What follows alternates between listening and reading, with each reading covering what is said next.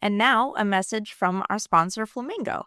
Every multifamily marketer wants to know what the next big thing will be. At the apartment department, we think that resident retention is the next big thing, which is why we're excited to have Flamingo as our podcast sponsor. Flamingo, founded by Jude Chai, is an all-in-one resident retention platform used by some of the top-performing communities in the country. And here's a fun little secret. If you see a community with 300 plus online reviews and 65% plus retention, there's a good chance they're using Flamingo. From automated renewal management and resident events to amenity bookings and even an AI concierge, Flamingo brings everything together in one sleek app that residents actually use. Learn more at getflamingo.com. And now, a message from our sponsor, Flamingo. Every multifamily marketer wants to know what the next big thing will be. At the apartment department, we think that resident retention is the next big thing, which is why we're excited to have Flamingo as our podcast sponsor. Flamingo, founded by Jude Chai, is an all-in-one resident retention platform used by some of the top-performing communities in the country. And here's a fun little secret. If you see a community with 300 plus online reviews and 65% plus retention, there's a good chance they're using Flamingo. From automated renewal management and resident events to amenity bookings and even an AI concierge, Flamingo brings everything together in one sleek app that residents actually use. Learn more at getflamingo.com. Hi, everyone, and welcome to the Apartment Department, the podcast for multifamily marketers by multifamily marketers. We, as always, have a very special guest with us. First of all, this is Ann Baum and Chris Johnson. Second, we have a very special guest with us. And I always say that our guests are special. But you guys, today we are going to be talking to a multifamily marketer.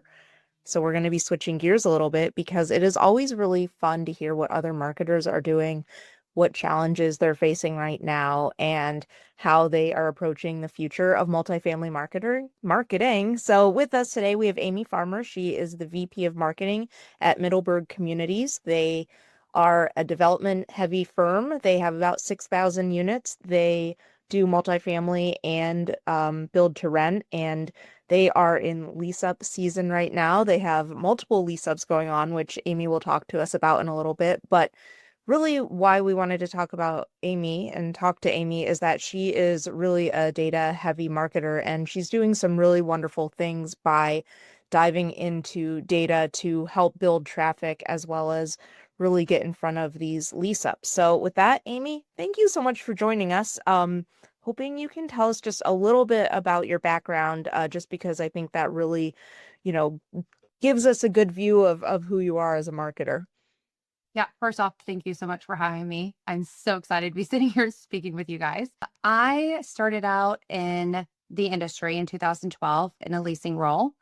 And most recently, previous to the role that I currently have, I was SVP of operation on the operations side of it. And in the last 2 years, I moved to the marketing side, which has always been my passion. So yeah, I'm really excited to be here. That's amazing. So we were talking a little bit at the beginning. Like I said, you're very data driven, and it obviously sounds like you've been in your role for about 2 years. So my guess is that you've kind of had to build up some new practices and maybe build up a team. And I don't know, can you talk to us a little bit about your journey on the marketing side? Yeah. So for me, it's part of knowing what the teams are going through, and they have so much thrown at them on every single direction. It's not just the marketing request. It's also working with the residents, working with the prospects coming in, putting out fires. And so what I've been able to bring on the marketing side that I've been able to carry from operations is understanding, I think, the big picture and how everybody talks to each other and everybody's needs. So like asset management has a need, development has a need, the regional manager has a need, the residents have a need, the prospects have a need, marketing has a need. And so how we can just bridge that gap and make really good decisions by looking at the data. And everybody can talk a similar language. So what language are you using? What reports are you pulling that the entire team understands, but you can still pull levers on the marketing side to make a difference? What numbers are you showing them? What's your Monday report look like? Okay. So we actually just revamped our Monday report to have better tracking into the statistics on that we find it to be important. So let's say, for example, booked appointments is not something that has been broadly looked at, but it is actually a really important piece to the picture. So previously, when we first started looking at this information, we were showing that there was a little over 50% of our leads were booking appointments. But of those, nearly around 40% were actually showing up. And so how we looked at that data is what can we do differently from the time the appointment is booked to the time that they actually show up? So we implemented some best practices and introduced additional pre-tour touch points in our training, including a personal phone call. And the goal of that phone call is super simple: to build a connection and understand what matters most to the renter before they arrive on site. So the teams that really leaned into that approach, we saw nearly a 20% increase in show rates, which ultimately we received more conversions for leases. That's amazing. And I think that's really important to talk about. I've been looking at this number a little bit differently. I was looking at it self-scheduled versus when they have a touch point with one of our agents. And it's staggering how much better it is when they have a touch point with our agents and they show up versus just a self-scheduling. And your data, which you just told us on the pod, reinforces that even more, that our teams need to be communicating with the prospects. I have a feeling, like it or not, that once these prospects hit our sites, they should lease. In our world today, with all of the information that they have, if they already know the price, they already know the location, they've already done their research, they know the reviews, maybe a little bit different on a lease up because it's not there yet. I get it. But let's just say stabilized. It makes such a big difference. They have to lease. And so it's the personal touch. They're leasing from the people on site. When somebody walks out the door, they're probably choosing something else. It's not really price. It's not location. They already know that. You're It's a really exactly good piece correct. of data. Yeah, you're exactly correct. We believe that they are just looking for to finish finding the value on their decision. And it's up to us to show them that while they're on site. But that starts at that first touch point when they're on that phone call. They start building that quality connection. When they already feel like you're connected with that person, they're more likely going to show up. Like, you're not going to ditch your best friend for dinner after you've committed to them, right? Exactly. You're going to show up to dinner. And so that's the point behind this touch point, is you start to build that friendship so you don't get ditched later. That's a really good way to look at it. And you've looked at these numbers too, right? Haven't you seen something similar? Yeah, we have. We've been watching also, just like you said, like how many tours are scheduled versus how many are showing up. And then when they're showing up, not necessarily why did they show up, but we've been looking at it more. Are we seeing a larger gap between tours scheduled and then people showing up? And then is that an indication that maybe there's a follow-up issue or a manual tracking issue? It's, so it's like, then what is that telling us? But I think that that's really interesting that you're looking at that too, because I think it would be easy to be like, oh, well, that's just kind of like the way it is now, right? Like, it's so easy to schedule tours so people don't show up. But like, you're like, no, let's actually build a process within this to make sure that like this drop off doesn't have to be this way. We can do something about it. And I really love that. It reminds me of something. This is going back like 15 years, so like bear with me. But I used to work at this marketing agency, and we worked with a college. It was a for-profit college, and we were responsible for driving leads to them, and then basically so they could get new students. Well, what they saw was that their semesters only started certain months of the year, right? And so what they noticed was that the students that signed up, like, let's say 4 months before the semester started, had a higher drop-off rate, meaning they didn't actually start class Whereas if someone had signed up closer to the start date, then they were more likely to start college. And so they came to us and said, like, how do we build kind of a communication strategy roadmap to keep these people engaged when they're, you know, the longer out, the more likely they are not to start. And so it's very interesting to hear that you're basically taking this strategy that we did a super long time ago and thinking about it from. That's but that's how it works in our I industry know. on life. Everything gets resurfaced, then we go back to the basics, and that's a lot of fun. My question to you is, not everybody picks up the phone. We know that these days, especially younger generation. I mean, it's something we've all struggled with. Do you then text or email, or Yep. you got to have some touch point, right? So Ooh. how are you measuring all of this? So our first suggestion that we roll out is pick up the phone, try to talk to them first. But like you, I'm not going to answer my phone. So the second point of contact is, if you don't get a hold of them, if they texted you, text them, because that's their preferred method of contact. If they email you, then email them, because that's their preferred contact.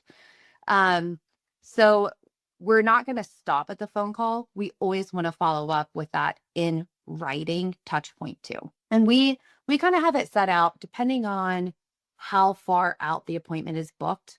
If it's like 2 weeks in advance, which we're starting to see a pickup in the length of time that people are booking appointments out, then we want to do 3 touch points up until that appointment. Because I know me, like, I'm setting my schedule. If I have a doctor's appointment, I will forget I have that doctor's appointment. But they're calling me 10 times to remind me, hey, you have your doctor's appointment, which is annoying, but is also extremely helpful. I'm not setting plans on that day a week before, because I have that appointment already scheduled. And so it's kind of the same thought process, is people forget, they get busy, something else comes up. So it's just keeping it on the forefront of, hey, reminder, you have your appointment, when it's so far out. If it's in that 3 days time frame, we still want the 72 hours and then 24 hours. And then of course they get it 2 hours before. But in my opinion, 2 hours is too late. Have you had to play with the cadence to kind of find, like, do you feel like you have the right cadence, or are you still kind of trying to figure it out, or what? Because that's a lot of testing. It is a lot of testing. And for right now, the other kind of hiccup is, it's also a very manual process for right now. We are trying to work with our CRM to actually build out a better appointment reminder. So yes, I would say it's something that we're still monitoring, but we also just over the last month really started looking into this, and set that initial cadence.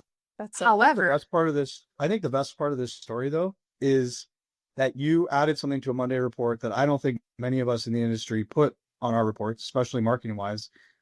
And that just goes to the whole language of this industry, that marketers can come to the table. We can make decisions using data that operations understands.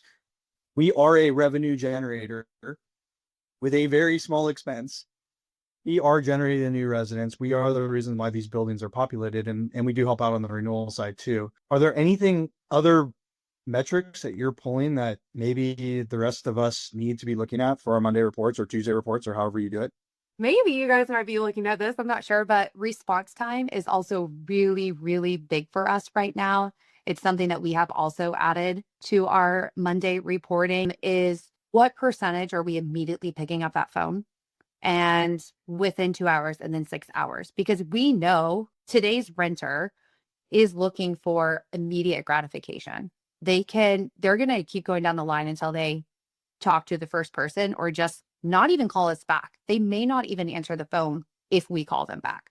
So we really, really want to answer that phone immediately. We don't want to have to wait to give them a call back. So we really heavily monitor the immediate response. And then we also heavily monitor the 2-hour response, but look to make sure they at least got a phone call back by the end of the day. So this is something I've been thinking about recently. So let's say on a weekly report, you notice that there's a community and the response time is slower than you've set as the standard.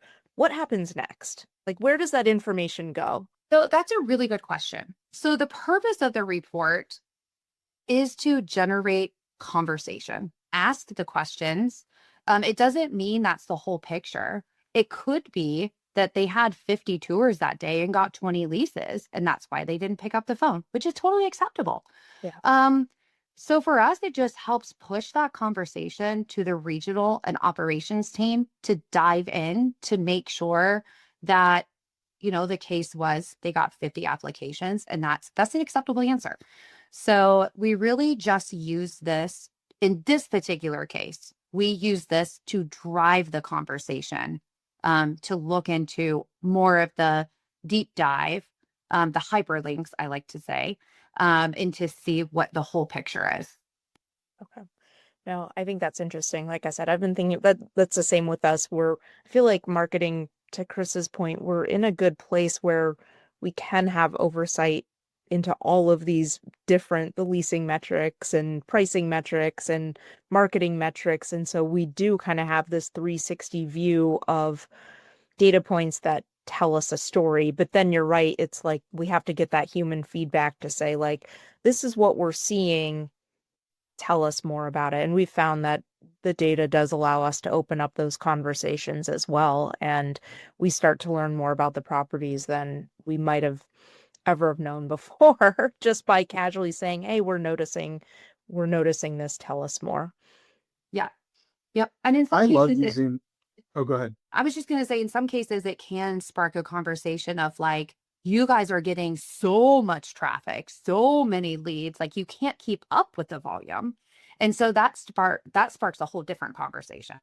Yeah. How do you do it?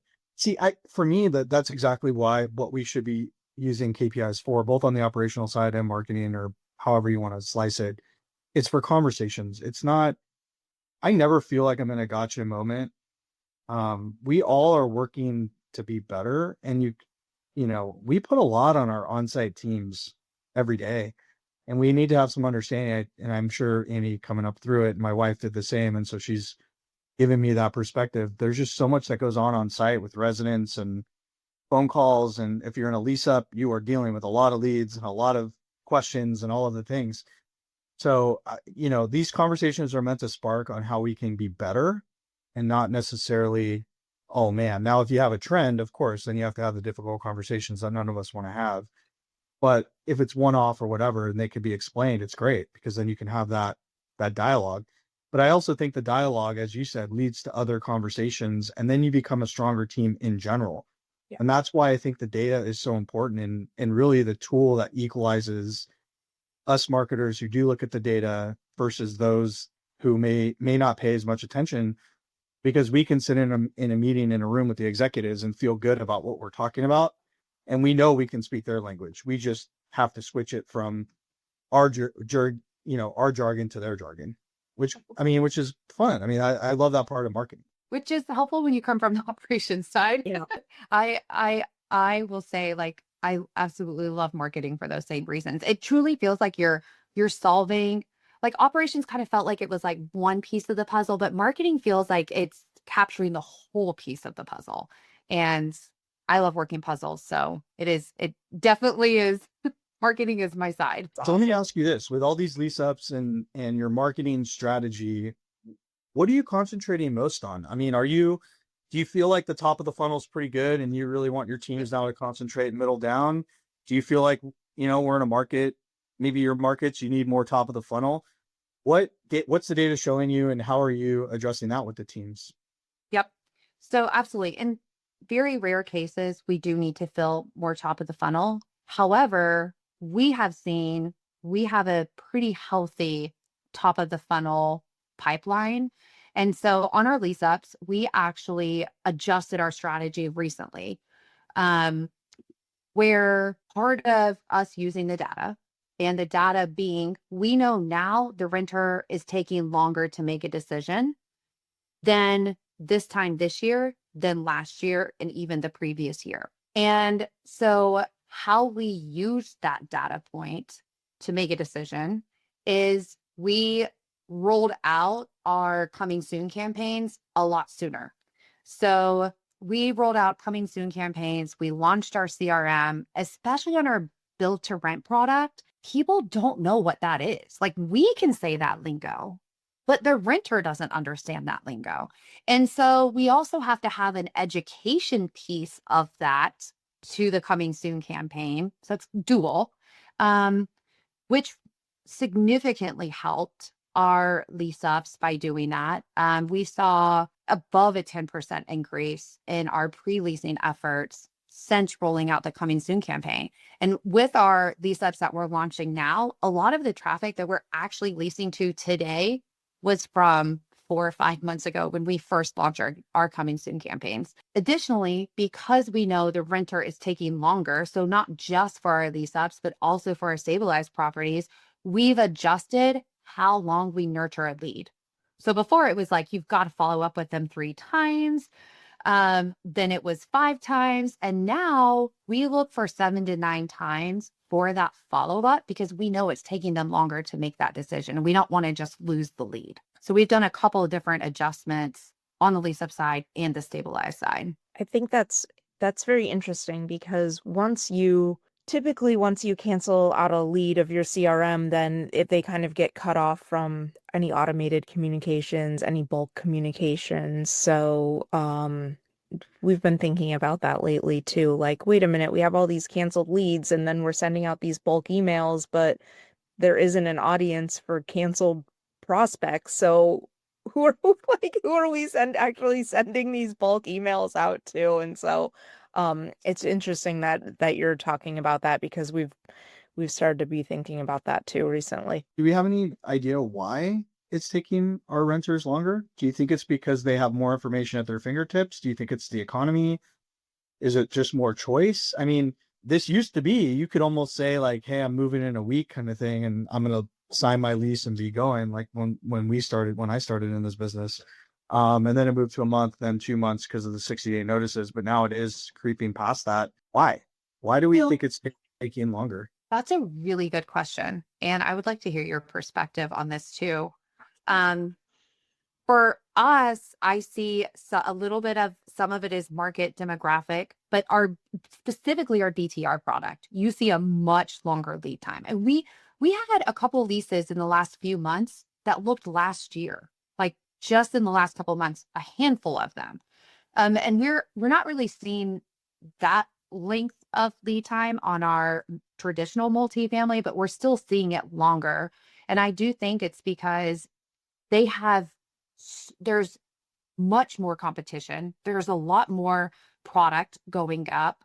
And they have a lot more resources to make those decisions. Like they have more tools to be able to put together their Excel spreadsheets and check off all the boxes. So they're just taking longer to check those boxes. I agree with all that. I also think there's more noise. I just think that people have busy lives. We have social media. We are working.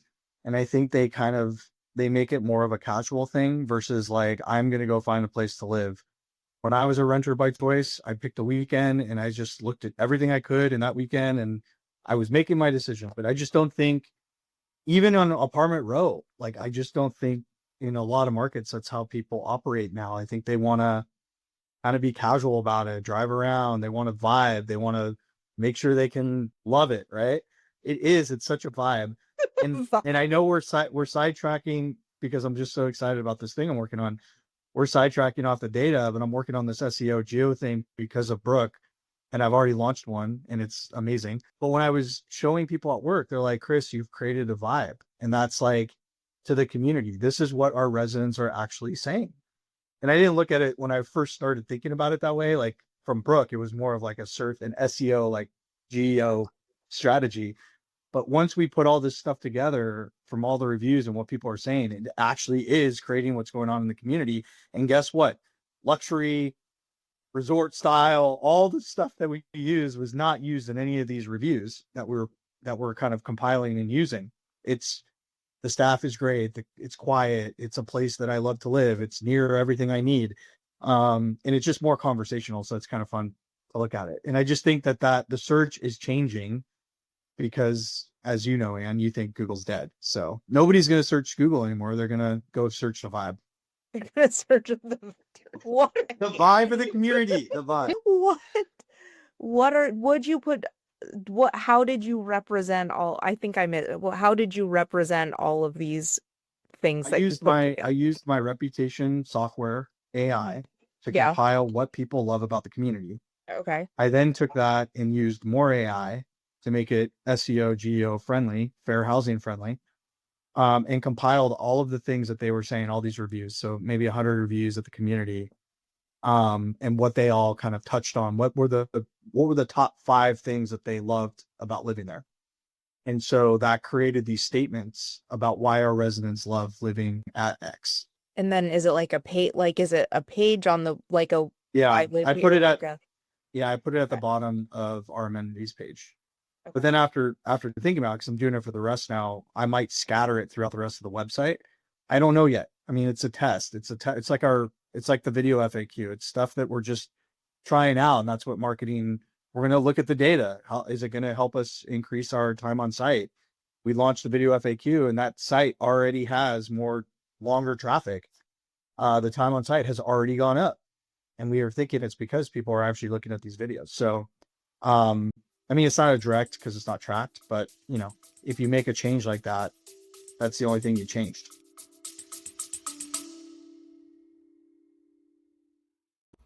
Want more from the apartment department?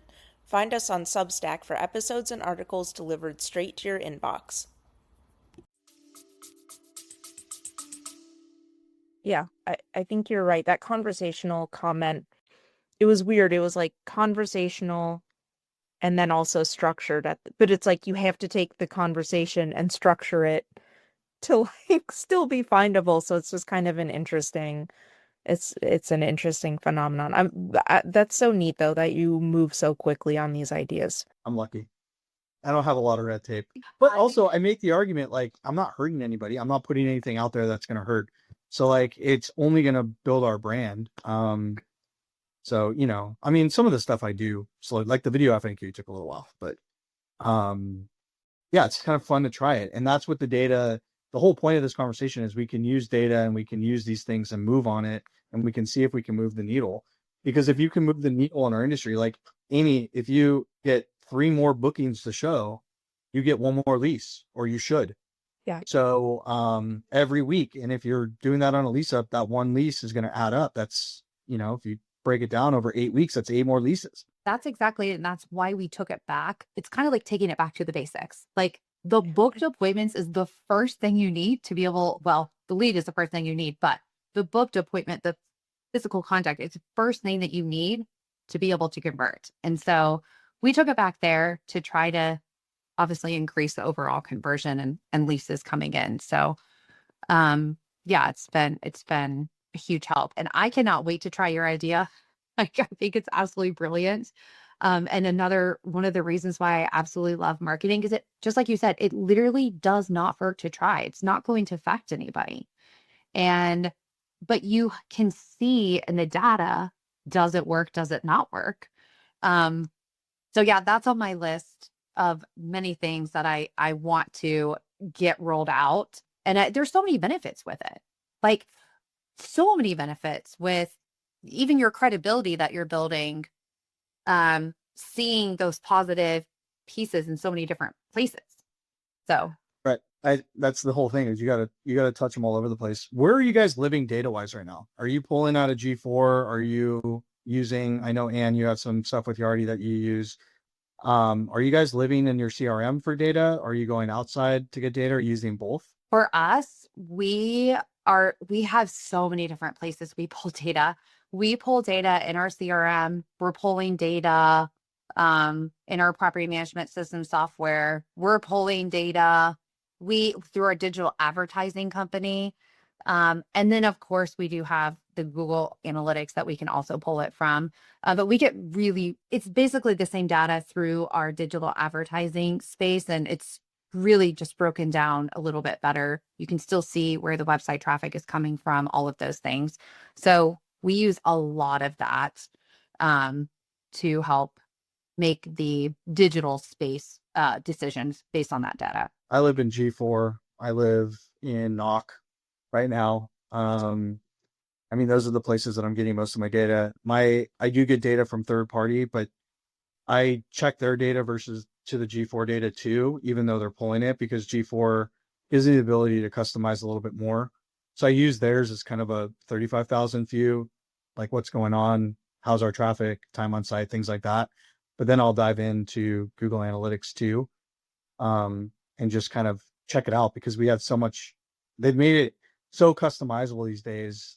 Yep. To how you want to see the data, that I do like to look at it that in that form. And I do like looking at it in a 30-day window over the last 30, and then track that, and then look at what it was doing last year, the last quarter, just so I can make sure we're staying on track. I don't mind less traffic as long as the quality of traffic goes up. And I think all of us would agree on that.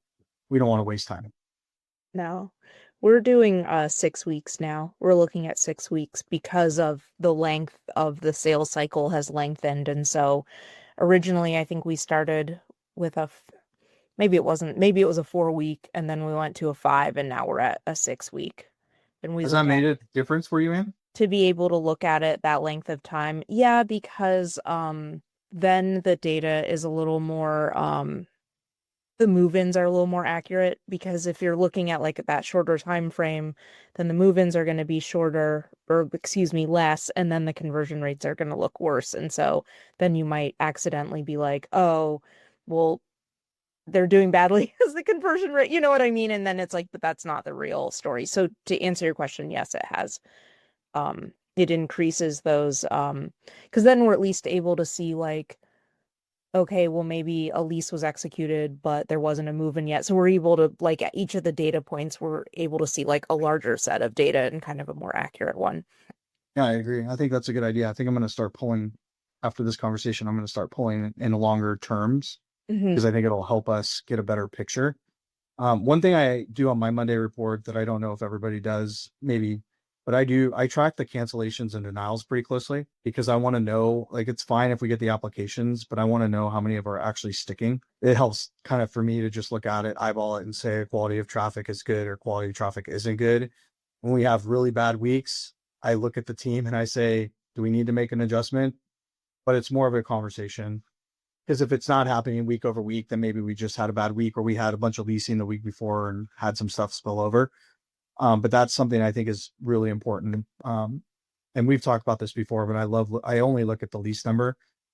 I have my lease numbers memorized. My current occupancy, I don't care. I mean, it's good, but I don't care, because my marketing doesn't market for current. It's only marketing for the future. And I look at it, by the way, not in a 60 or 90 day. I look at it forever. So if that makes sense, I don't look at I don't look at it 30 or 60 days out or whatever the standard report is.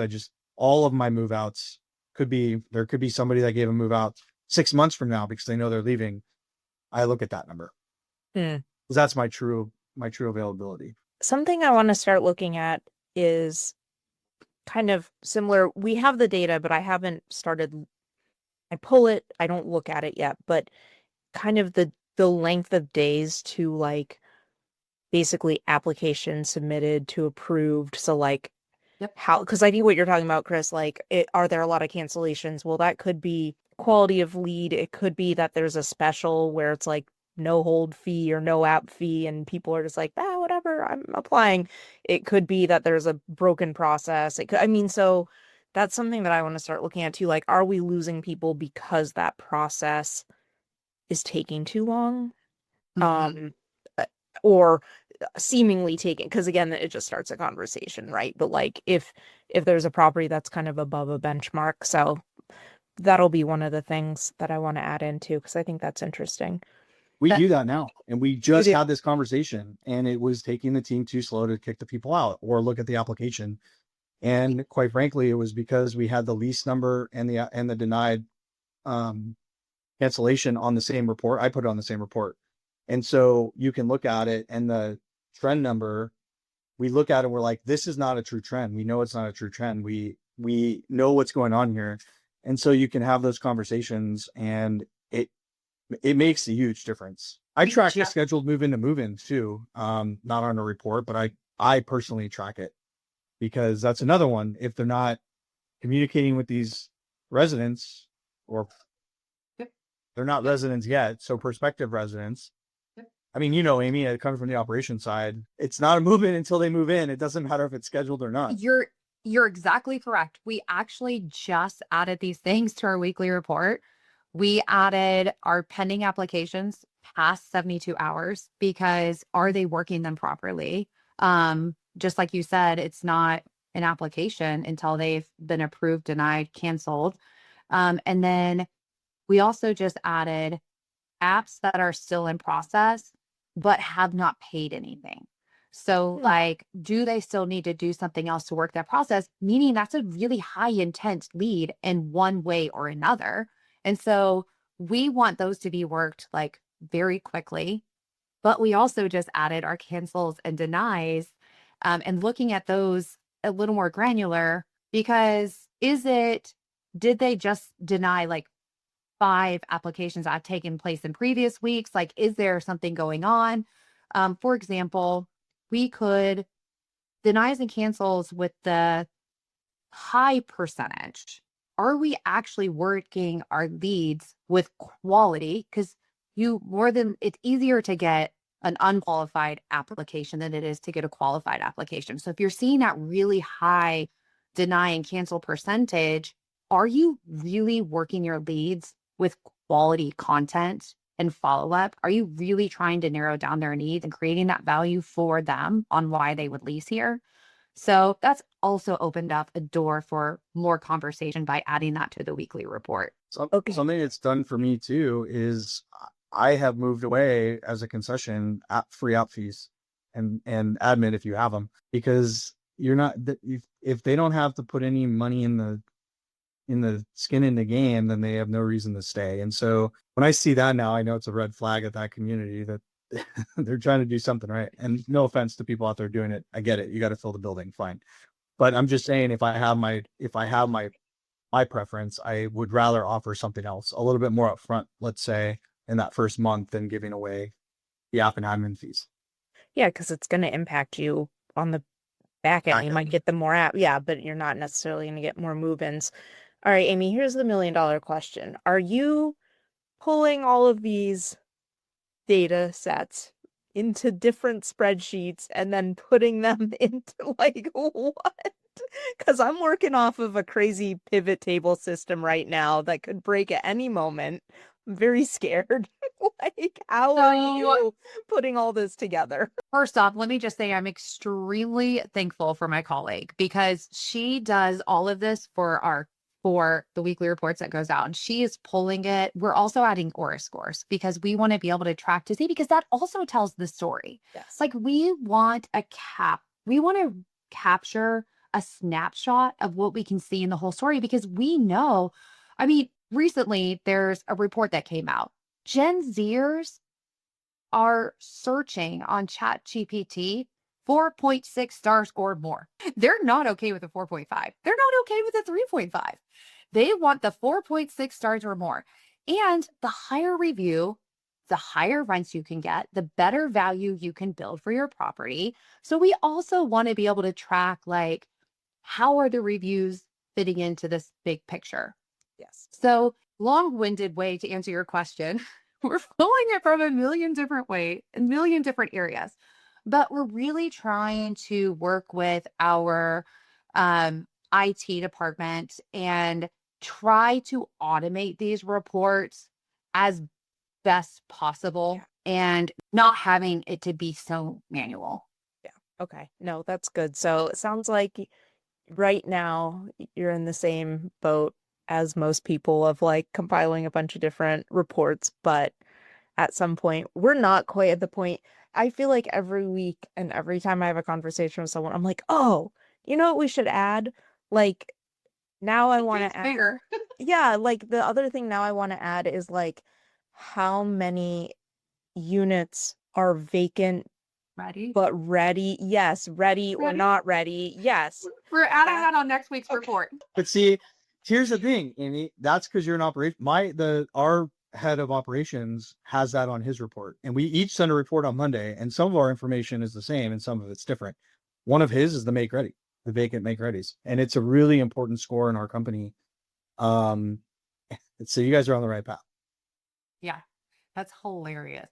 You can't lease it if it's not ready, or if it is. Right. like, or if you have no availability that's ready online, you're not going to get as many leads. So you need it to be accurate, because that goes into the formula on our lead generation that we're getting. this is a good way to kind of tie it up, because you just said something. You said accurate. And I think we're all still struggling with accuracy in our listings, accuracy in our data.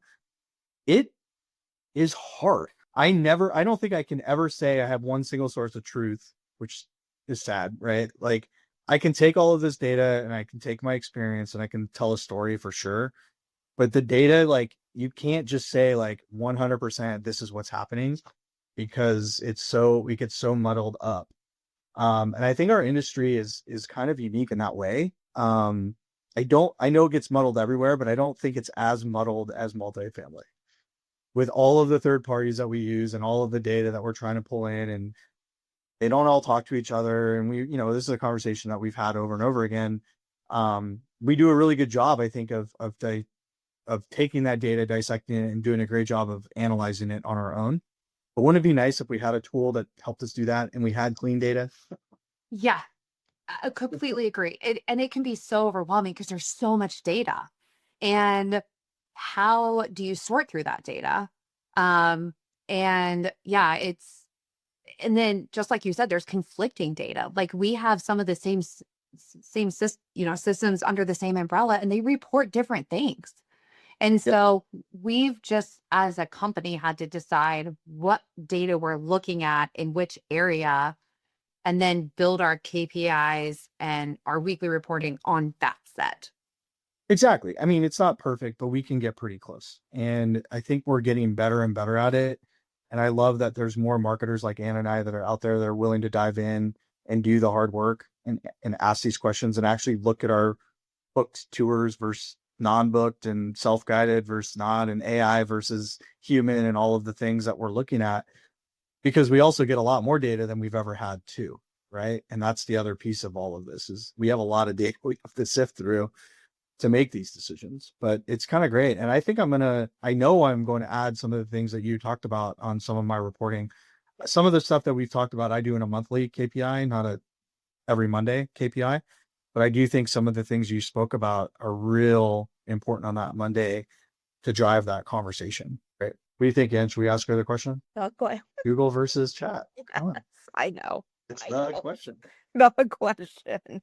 All right, Aimee. First of all, we had so much fun talking to you about data. We didn't even get to the least, we had 20,000 things planned that we were going to talk about. And as always, you shared so much wonderful information with us that, until next time we'll tackle lease up strategies. But we like to leave our guests with a question. And the question is, do you think that Google search is going to, with the kind of invention of AI search engines, do you think that traditional Google search will go away? Traditional. Okay, so yes, I do think traditional Google search will go away, because I think traditional Google search is going to be replaced with AI search. I think we start to see that trend of users going the route. I think obviously a lot of people are still using Google itself. But I think people are using both. I think they're asking Google and then really asking ChatGPT the specific details. They're looking for ChatGPT to make the decisions for them. Once they get enough information from whichever source, the apartment list, the Zillows, the apartments.com, they're compiling all the information, Google, putting in ChatGPT and telling ChatGPT to make the decision for them. I think Google is going to shift the Google search itself to using just the AI platform. Okay. I like it. Doesn't die. So Google's not dying. By the way, I did ask that differently than I normally do. Usually I'm just like, I think Google's dying. What do you think? So I feel like I did qualify that a little bit, but you did better, Ann. You did a lot better. And you did a lot better. And I have a different response for that. Okay, let me ask you this, Ann. This is a serious question, because I do, and I don't know, I mean, maybe I'm just too old school here, but I think one of the the most valuable benefits of Google is seeing it on a map with everything else around it. And I have not seen Chat GPT give me the location parameters as well as Google. And I think location, I don't even think 100% location matters, period. All things set aside, if you have the money, and money doesn't matter and price doesn't matter, you're probably picking one location over another. And I think until chat truly gives you a good idea of the location and can show you on a map where your local, I'm not a Starbucks fan, but a lot of people are. That's why there's so many of your local Starbucks or your local Domino's or whatever you're into. To me, like Google, that is their biggest strength, is they give you that along with all the other information like the reviews and the website and the contact info, because it's also a directory, right? Yeah, that's interesting. I think that people are going to start training themselves to search like that though on Chat GPT or like AI. Do you know what, like they're going to be very specific. So chat is going to have to figure out how to give you that function though, because it's visual too. It gives you the directions, it gives you the time there. I mean, you could say, chat, how long is it going to take me from this address to this address? And it'll pop it for you. But it doesn't give you, it's not like Google Maps on your phone or something. And so I just think of it in those terms where Google is giving you a lot of information. I do use them separately, and I've been open about that, how I use my search. And I kind of use it how Aimee is just talk about it. I use Google to get all my background, and then I tell ChatGPT, okay, make the decision for me. Right. I did that with my minivan. Yep. Right. Or just keep asking it questions until you have a satisfied answer. And that is the amazing thing about ChatGPT is you can just really drill down. I mean, for example, I'm looking we are seeing more data from our website coming from Copilot, ChatGPT. And so I'm sitting here I asked 4 different platforms, best apartments near me or in my neighborhood, whatever. And every single one of them gave a different response. However, 2 of them actually cited their sources on where they were pulling the best neighborhoods. So I drilled down and I asked, why are you citing this source? Yeah. And they each gave me different responses on why they're citing that source. Which is a whole nother conversation in itself. It's fascinating when you actually like really start using ChatGPT. But then I think that goes into, there's a little bit of to answer your question, Chris, like trustworthy factor, because you can get so much different information. I don't think people fully trust it, and you have to ask it the right question to get the right answer. Yeah. For example, is Google dead? I cheated. And I asked ChatGPT, is Google dead? They say no. They're so polite. They're like, no, Google always have a place, right? So like, yes, but in that long-winded response, there's a statistic in there that says the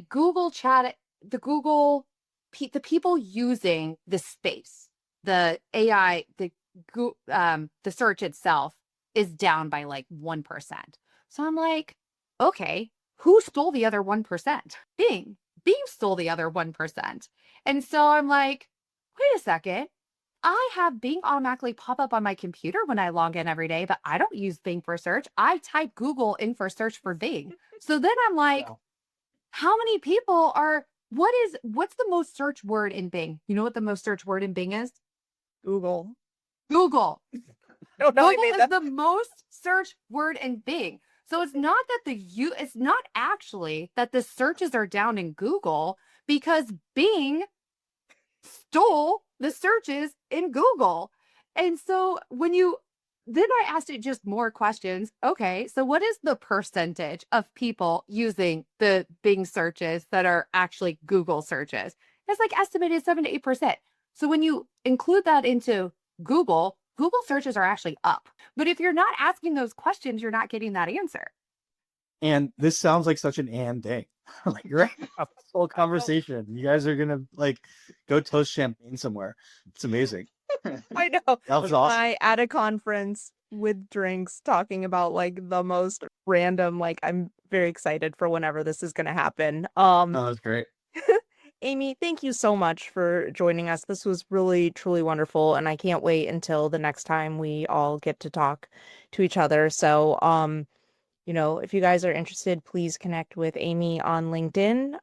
And until next time, this has been the Apartment Department. Thank you, Chris. Thank you, Carlos. Thank you, Flamingo. And we'll talk to everyone soon. Thank you.